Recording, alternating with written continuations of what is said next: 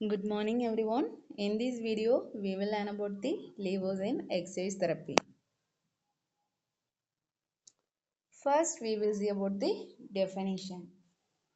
What is lever? The lever is a rigid bar that rotates around a axis or fulcrum. Okay. Next, we will learn about the fulcrum. Fulcrum is a point at which the lever rotates. The movement will be created by two types of force.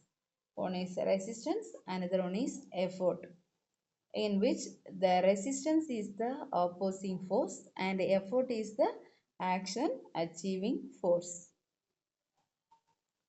First one is effort arm.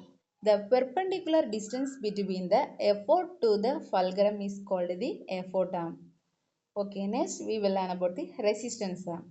The perpendicular distance between the resistance to the fulcrum is called as the resistance arm. Okay, next we will see about the levers in human body. The bones act as the lever, joints act as the fulcrum, weight of the body is resistance, the muscle force act as the effort. Achieving the range of motion of the joint may sometimes depend upon the strength of the muscles or the place of the insertion of the particular muscles. For example, if the two muscles are acting on the same joint for a same movement, the effort will be added more. As a result, the range of motions will be so easier and also more faster the movement. Consider the equal powered two muscles are acting on the same time, same joint for same action, but the insertions are one is further to the joint, another one is closer to the joint. The muscle which is inserted closer to the joint produce stronger movement than the further inserted muscles. Okay, first we will see about the first order lever. First order lever, the fulcrum is between the effort and resistance. Sometimes the fulcrum is situated closer to the resistance or closer to the effort. If the fulcrum is closer to the resistance, it will produce more speed or range of motion but with less strength. If the fulcrum is close to the effort, it will produce the less speed or range of motion but with more strength. Example, seesaw, scissor, nail cutter, then etc. Examples in human body. Atlanto-occipital joint is the example first order lever. During the nodding movement of the head, atlanto-occipital joint acts as fulcrum. The weight is situated anteriorly in the face. The neck extensor acts as the effort. Another one example is tilting moment of the pelvis on the femoral head. Hip joint act as the fulcrum. Hip extensor act as the effort.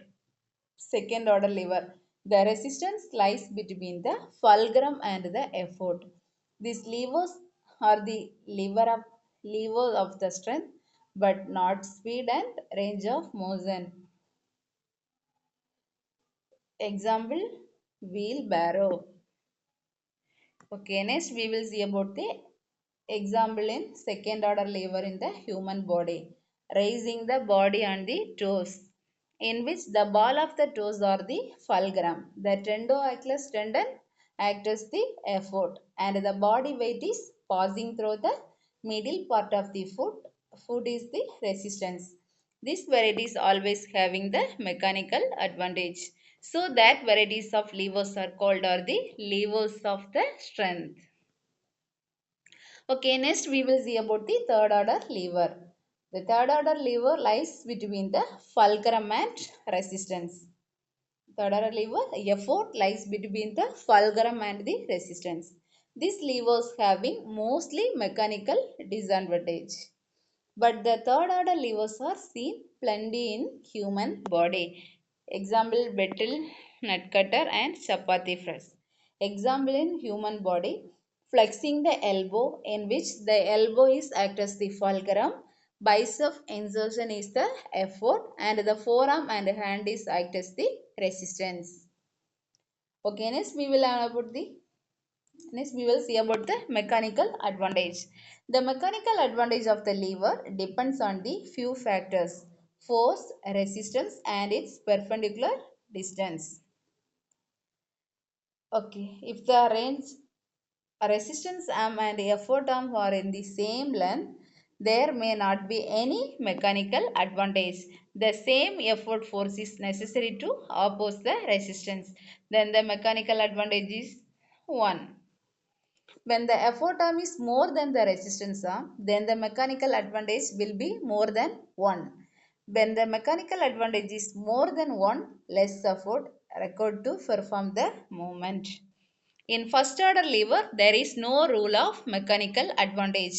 Effort arm may be greater, lesser or equal to resistance arm. Among these, if the effort arm is greater than resistance arm, it gives more mechanical advantage.